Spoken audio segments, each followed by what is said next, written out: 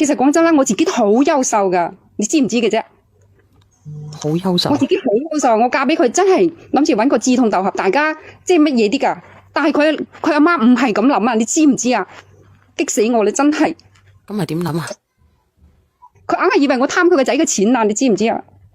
咁可能佢對你有所誤解咯，因為你哋嘅幸福係建立喺人哋嘅痛苦身上嘅，所以咪佢唔能夠理解你咯。唔係啊，咁佢個心抱都瓜咗啦，係咪啊？佢嘅心抱瓜咗係咪先？你有冇諗過你自己都有頭家噶嘛？咁作為一個長輩，佢係點樣睇你嘅呢？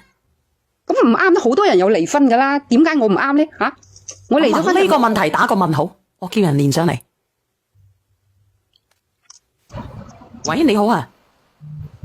喂，講啦，你係邊水？邊個？你係乜水？喂，係你好。喂，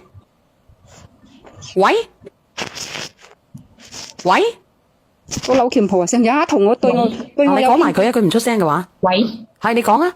係你點樣啊？姐姐啊，啊，我想同呢個靚女講咧，佢話佢好優秀，咁既然佢咁優秀，點解家婆唔接受佢咧？點解要拉老公離婚咧？咁佢硬係以為我貪圖佢個仔嘅錢啊嘛，我自己都有萬幾蚊一個月啦，萬幾兩萬蚊，我貪佢個仔乜嘢啊？係咪？咁你啱先都講咗啦，當時候你老公你嘅前夫應該講，佢一啲都唔理解我，你知唔知啊？唔係唔理解你，咁你話你口口聲聲講你唔係貪錢而嫁佢，你為乜嘢要二婚咧？你點解要放棄咗你前夫啊？我前夫懶咯，唔上進咯，佢窮咯，你知唔知嘅？佢窮，點解你當時要嫁佢啊？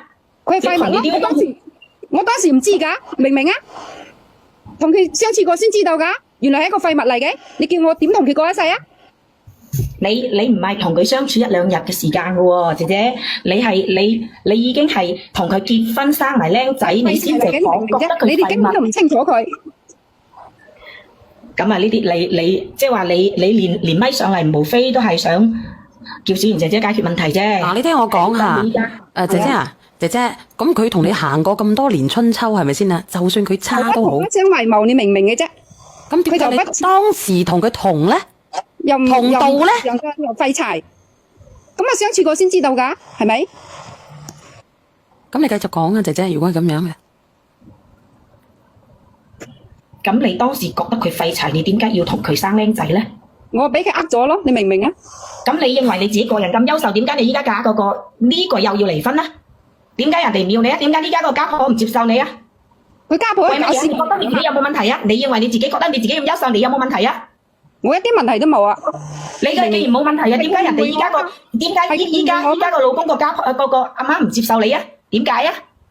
你自己唔知你自己有問題啊？咁佢喺度誤導我咯，喺度誤會我咯，喺度搞搞咯。點解會誤會你啊？如果你認為係咁優秀，點解會誤會你啊？咁佢成日以為我爭咗佢仔個財產啊，黐佢仔嘅錢咯，就咁簡單咯。我自己有萬幾兩萬蚊，我使乜要爭佢嗰啲錢啊？黐佢啲錢啦，係咪？咁個老婆人哋阿媽係正常係咁諗你㗎，明唔明啊？咁呢個係一個正常老太太嘅邏輯思維，姐姐。係啊，正常嘅喎，你唔可以怪佢嘅喎。阿姐姐，我想問啊，你而家呢個老公點解要同你離婚啊？佢係俾我個衰姑仔同個家婆喺度搞咯。點搞？咁佢搞，如果佢足夠愛你嘅，你點搞佢都唔會放棄噶啦。咁你覺得係你家婆問題定係你姑仔問題定係你老公問題啊？個死老拳婆嘅問題咯，同個姑仔嘅問題。啦，如果你老公足夠愛你嘅情況下，邊個搞都搞唔開噶啦。對，呢個姐姐講得啱啦。如果你家婆係咁睇唔起你嘅，你以前講你前夫一句廢柴一句廢柴，咁你喺你家婆心目中你都係一個廢柴嘅啫喎。唔係佢唔會咁樣教佢個仔唔要你嘅喎。你聽我講落去啦，你都未知情況。你話邊有咁衰個家婆㗎？佢同我個女啊，佢個死鬼新抱有個女㗎，8歲又刁蠻又任性。咁啊，我作為後媽係咪要管下佢啊？但係呢個老拳婆唔係嘅，佢縱容個孫女同我搞對立，仲推我啊！你知唔知啊？搞到我 BB 都冇咗啊！我唔怪佢咩啊？我唔怪佢咩？你話啊？咁呢個老人你係咪覺得好惡毒啊？作為老人家。係咪好惡毒啊？佢點推你啊？佢係點推你啊？即係你話佢推你？我喺個樓梯，佢喺後邊，嘣咁樣推落去咯。喺我後邊，我根本都唔。